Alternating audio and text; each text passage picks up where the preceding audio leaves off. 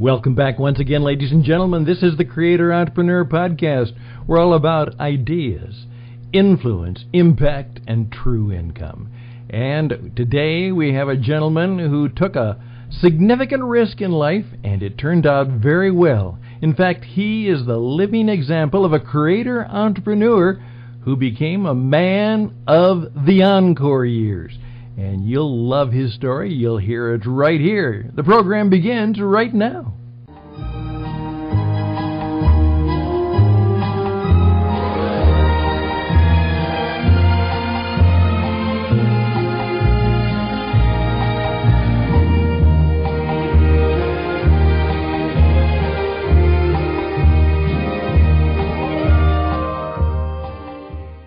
Well, again, as promised. And we keep our promises, and we pride ourselves on that. Sometimes they're just a little bit late, but we usually try and make that happen. And we don't just have interesting stories. We have more than that. We have interesting people who usually tell interesting stories. As I say, you'll learn more here by accident than most places by design, and you might even become a little more interesting. We have fun with that. You know, he's back. Rod Miller, and he has an amazing story, and he went from a roper to a rider to a writer. I hope you caught the difference there. And now he's got all kinds of stories to tell because that's what he does. He went from writing copy to writing stories, and he's going to tell us a little bit about that. Good day. Top of the morning to you, Rod. Well, it's good to be here, Stan. Thanks for the invitation. Well, that's it. You've heard the pitch and the intro, so I'm just going to kind of turn it over to you, and I'm going to just kind of sit here with my cup of coffee, and I'm going to listen to that story because I would love to know more about a person who changes their life and perhaps even in their encore years creates something new. So you've certainly done that, so you have a story to tell. And as we say, hey, 3 seconds, you're on. Well, here we go then. My name's Rod Miller. You probably caught that from the introduction. And I grew up in a small town in Utah, a really small town. When I grew up there were maybe 500 people and a whole lot more cows than that, but it was a small town. It was so small that people there didn't really even have a lifestyle. We just had lives. We just lived from day to day and did what we did. Most of the people there raised cattle, horses, and most of them also raised a little hay and maybe some grain. And most of the men also worked jobs outside of that. And a lot of them worked in mines. There were mines up in the mountains near where I grew up, and a lot of people worked up there. A lot of them were hard rock miners. And so it was kind of just a blue-collar agricultural kind of town, and we just kind of went about our living from day to day. When I was in junior high school, I guess was the first time I had any inkling that I could string words together. I learned that when we had tests that if it was an essay question, I could do pretty well. I could make something up and make it sound convincing, but I didn't do so well if I had to deal with numbers or anything like that. But I wrote for what passed as a junior high school paper, which was a mimeographed couple of sheets stapled together, and a lot of you will probably not even remember what mimeographs are, but they were these little purple and blue typed sheets that we passed out for our school newspaper. I got to high school. I worked on the school newspaper there and was also the reporter for the Future Farmers of America chapter. So I did a lot of writing for that. And again, I did well in the classes where I could write, and not so well as in the classes, the sciences and that sort of thing. But I was good at putting words together even then. But growing up where I did, there was no concept of anybody being a writer. in Goshen, Utah, you couldn't be a writer as far as I knew. There just wasn't any example. There was nobody who did that. And so it was just not even on my mind other than maybe pursuing journalism.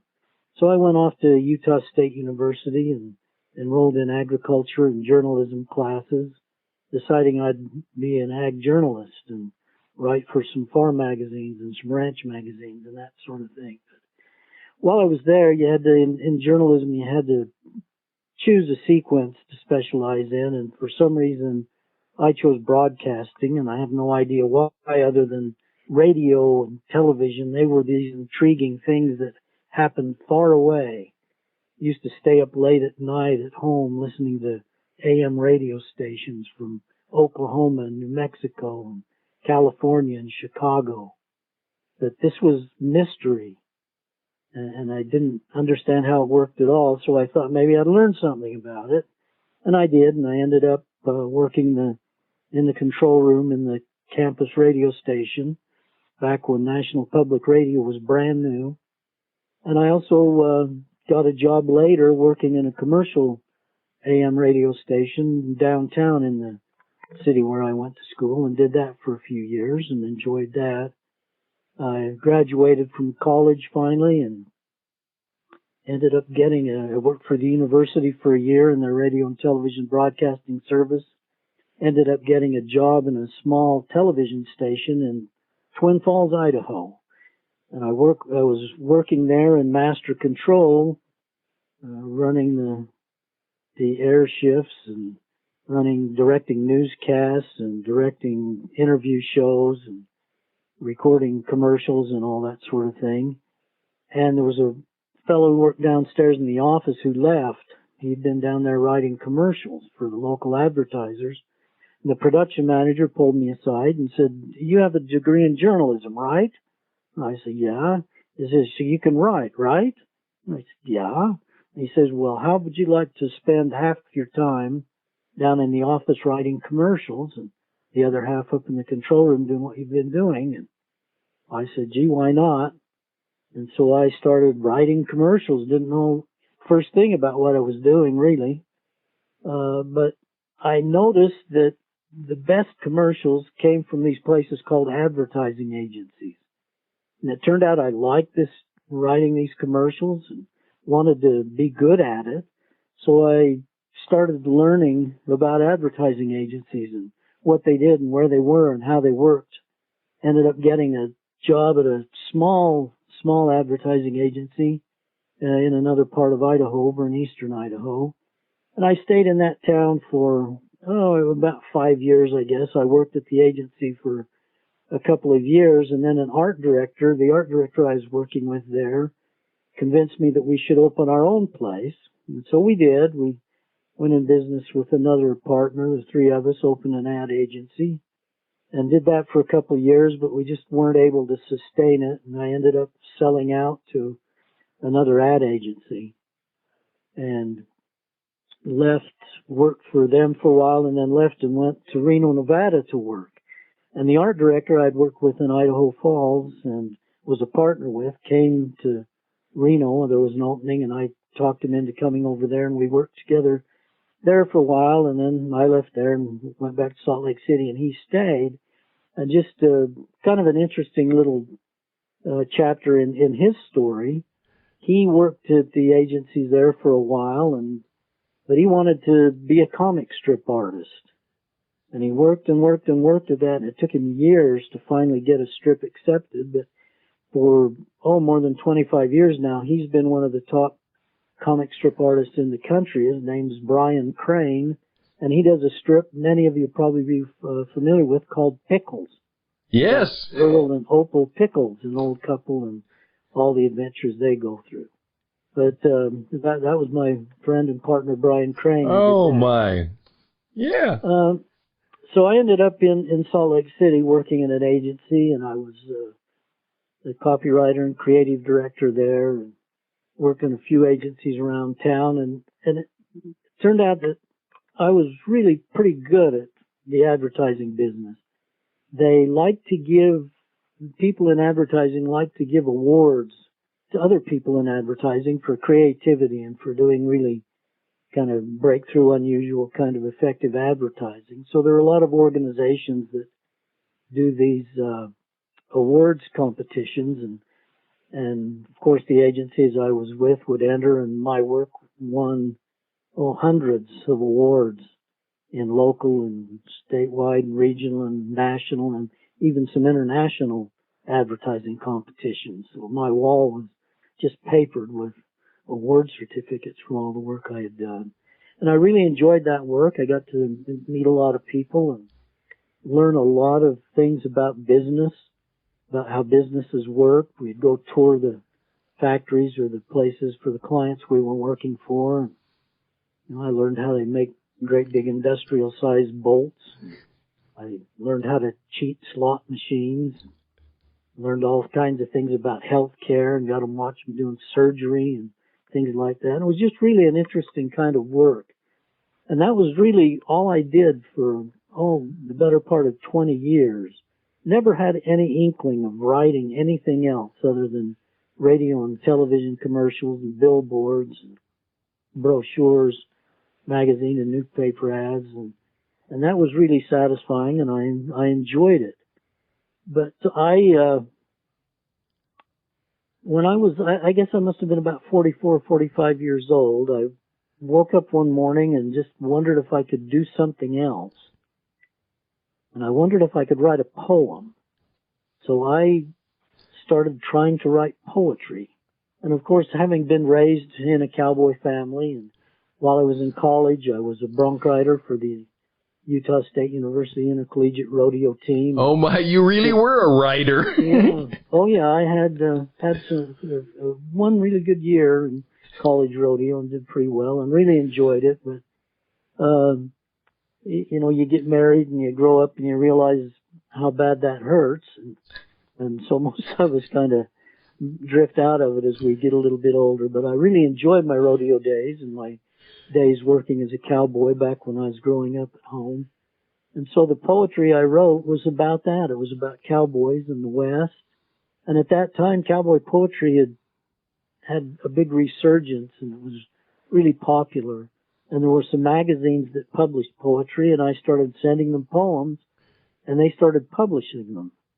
Now, unlike most people involved in cowboy poetry, I really didn't have any desire to be a performer, to stand up on stage and recite poetry. That takes a whole nother kind of talent and a whole bunch of effort that I would rather apply to writing. It really is a performing art for many of them, isn't it? Yes. Oh, it is indeed. The people who are good at that, they work hard at it, and they have a talent for it. And as I said, I don't have that talent. It's just not inherent in me. And I knew if I wanted to do that, I'd have to spend a lot of time and effort trying to be even passable at it. And I really chose not to do that. I chose to do, as I said, to devote my time to writing. So I kept writing poems and getting them published. I was a kind of a mainstay in a lot of issues of magazines like Western Horseman and American Cowboy and Range Magazine. My poetry would appear there. And then, this same sense of wonder or curiosity that made me wonder if I could write a poem led me to wonder about short stories. So I started fiddling around writing short fiction and trying to figure out how that worked and to do that and learn to do it well.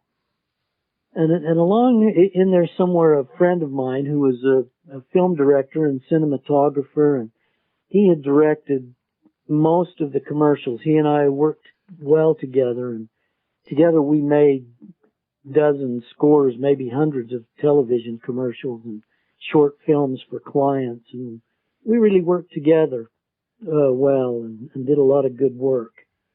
And he was branching out in filmmaking at the time. He'd been director of photography on some feature films and had made a couple of films of his own and a lot of short films as well as advertising. But he bought the rights to this children's book, and was going to turn it into a feature film. So he gave me the book and says, write a script. Oh, my. I didn't know anything about writing movie scripts, but I figured out what the heck, we'll give this a try. So I wrote the script, and he shot the movie, and it's been out, it's 21 years ago now since that movie's been out. And it still shows up on Netflix and places like that from time to time, and it's still out there. But that was my one foray into one of my few forays into filmmaking. And I enjoyed that, and I loved the production end of it. But making movies, there are a lot of people with their fingers in those pies. Yes. So when you're finished, it's hard to look at a movie and think, well, that was mine. I did that. And so I never really pursued that much. Kept working on the short stories, and I joined an organization called Western Writers of America, which is a professional organization. You have to qualify to join through being published, and I barely snuck into it. And there I met a gentleman named Dale Walker, who was editing an anthology of short stories, historically based short stories. And so he invited all the members of Western Writers of America to submit stories for consideration for this anthology, and lo and behold, he chose one of mine among the stories. So that was my first publication of short fiction. And Dale, he looked at a proposal. He was also an acquiring editor for a publisher of Western fiction, and he looked at a proposal I had put together for a book and really liked it, but they weren't going to be buying any new Western fiction at the time. But he was, he's really sorry, because he thought that would have made a really good book. Then a couple of days later, we're at this Western Writers of America convention, and he stopped me in the hallway and asked me if I knew anything about John Muir.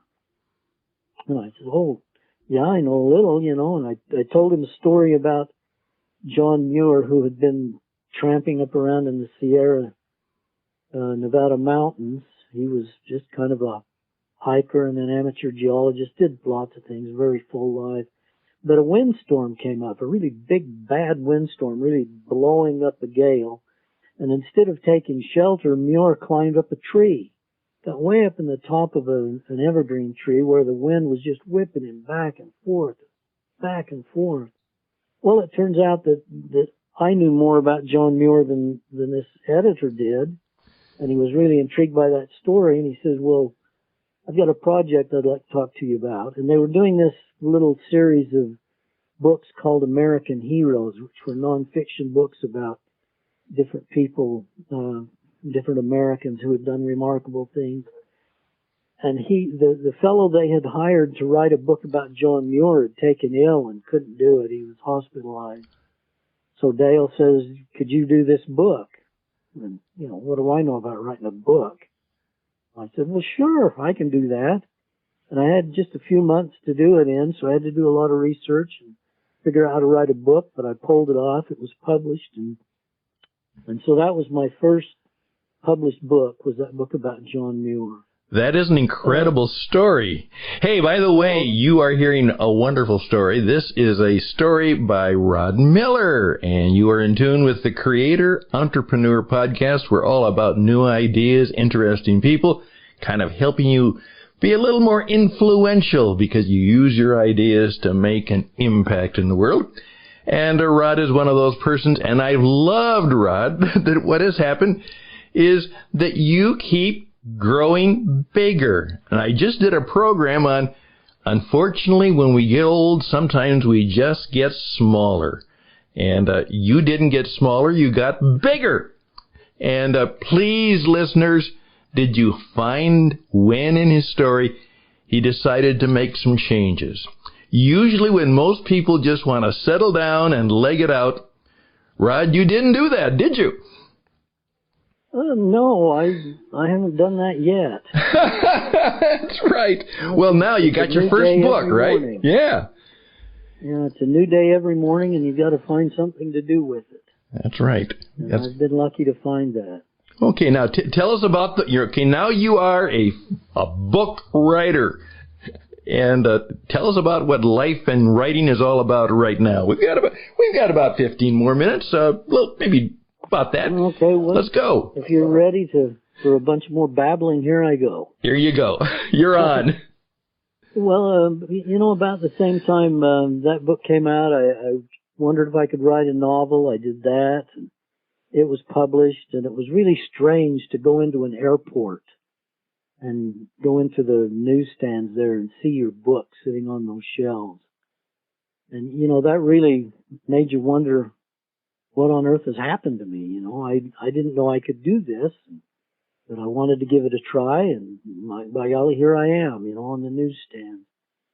So I kept at it, and I started also spread out about that same time into writing for magazines. Some of the magazines I was writing poetry for wanted me to do some articles for them. So they started giving me assignments, and then later I started generating my own ideas and submitting ideas for articles, and they would buy them. And so I started showing up in magazines, wrote lots and lots of magazine articles for several years, really enjoyed that. I'll step back just briefly to my friend Brian Crane that I mentioned does this comic strip Pickles. Well, at some point, for whatever reason, Brian decided that maybe Earl Pickles ought to try to be a cowboy poet. He thought he could have some fun with that in his strip, so he got in touch with me and said, look, here's what I want to do. Can you help me? And so I wrote some short poems for Earl Pickles. I was his ghostwriter. And Brian and I worked together on several strips. So for a few years, he would every now and then, he would drop some in, and they were successful. And then Brian figured out how these poems worked and started writing his own. And so Earl Pickles still to this day will occasionally pop up as a cowboy poet and have some silly little poem in his comic strip. That's great. So there I was, still writing for magazines, still writing books, still writing some poetry, and just as I say, every day you get up and you think, what am I going to do today? And you just get an idea and you just dive right into it. Along the way, I wrote a poem. There's a subject I've written a lot about. It's a subject from history that very few people know about.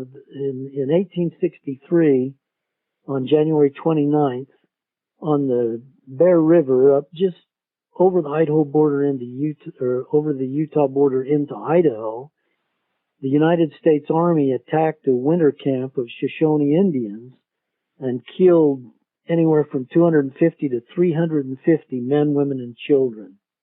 And it was the most heinous massacre, the bloodiest massacre of Indians by the United States Army in the history of the West. And hardly anyone has heard of this. It's just kind of disappeared from our history. And so I have sort of tried to do my part to right that wrong, and I've written short stories about it. I wrote a nonfiction book about it that's been out there for several years and is still on the market. And I have a novel coming out this fall about the massacre at Bear River.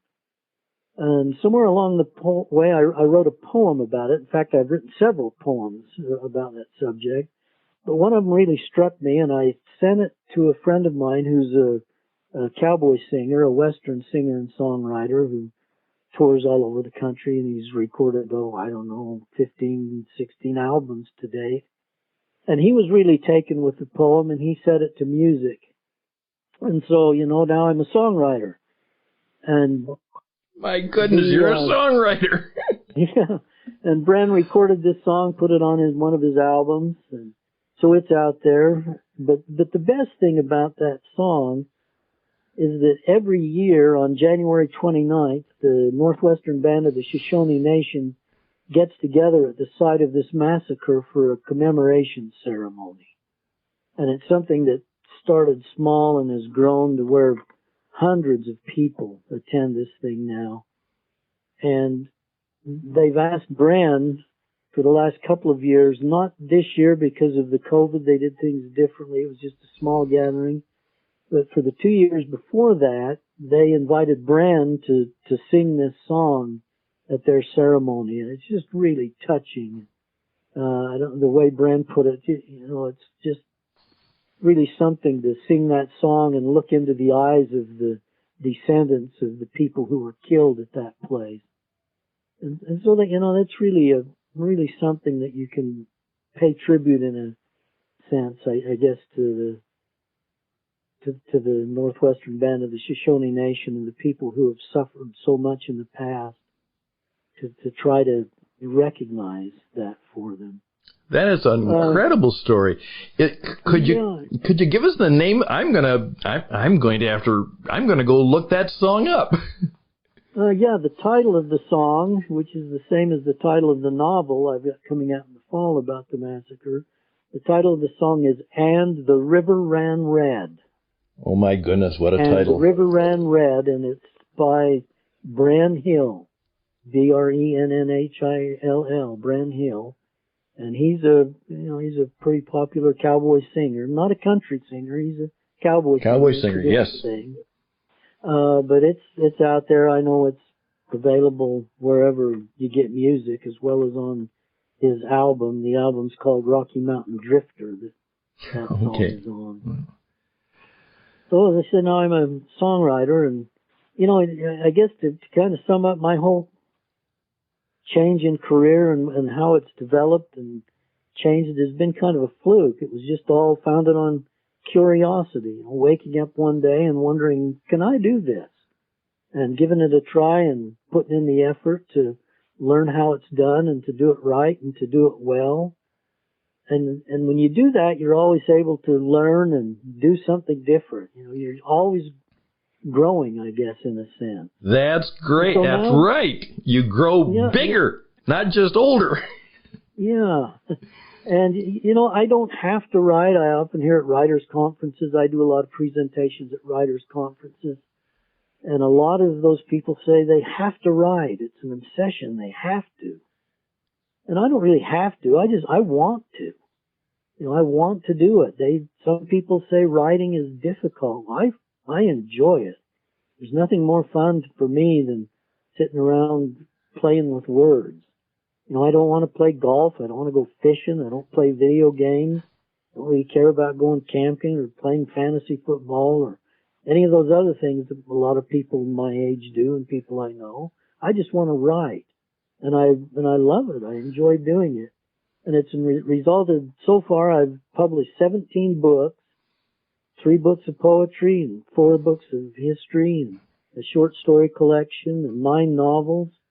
And I have 5 more novels that have been accepted by a couple of publishers for publication. And I'm just within a week, maybe 2 weeks of finishing the next one. Wow. Kind of reminds me of the old line Eric Liddell supposedly said in Chariots of Fire when his sister was upset with him running. He had that great line. He says, "Don't you know God made me fast, and when I run, I feel His pleasure." I almost kind of feel that must happen to you. When you write, you feel the pleasure. Oh, absolutely. I can't imagine anything more fun. When I was learning about advertising back all those many years ago, I read a book that was really influential in me wanting to do that and learn it. And it was written by an old advertising guy who was kind of a wild-eyed fellow back then, very famous, very well known, worked at several agencies and had one of his own. His name was Jerry Della Femina. Yes. And this book was called From Those Wonderful Folks Who Gave You Pearl Harbor, which was a play on doing advertising for a Japanese company. It was just kind of a trick thing or a joke. I remember that.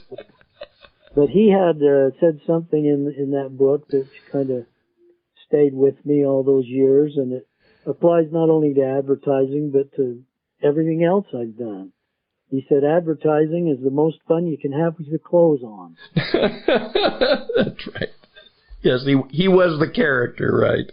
Well, we're going to do this again with your permission, as we say, but we're going to have to close it down for today. This has been fascinating, so I'm going to ask you to do 3 things, okay? First of all, I'd like you to promise to come back.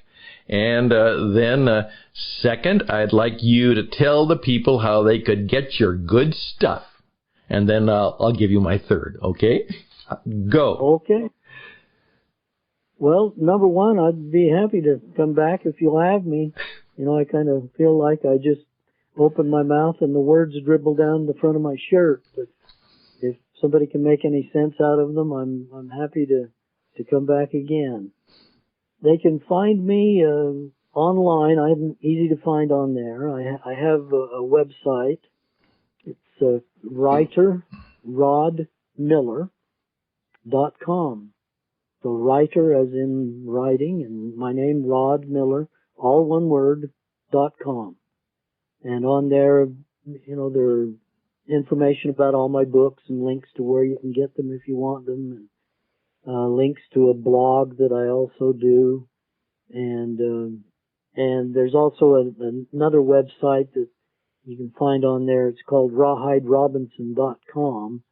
And Rawhide Robinson is a character in 3 of my existing books and 1 forthcoming book, who's just a cowboy who tells tall tales. But my primary website's writerrodmiller.com, and you can find me there. There you go, and we'll be back, and you will be coming back. I'm grateful for that opportunity. And number 3, please, as you told me the story about what you have done for that situation, that story at the Shoshone Indians, I just want you to receive my personal blessings for being part of the reason that thing happened. Okay? Please do so. Well, thank you. Hey, all the best and blessings to all of you. You have been listening to interesting people tell interesting stories, and they're here to encourage you.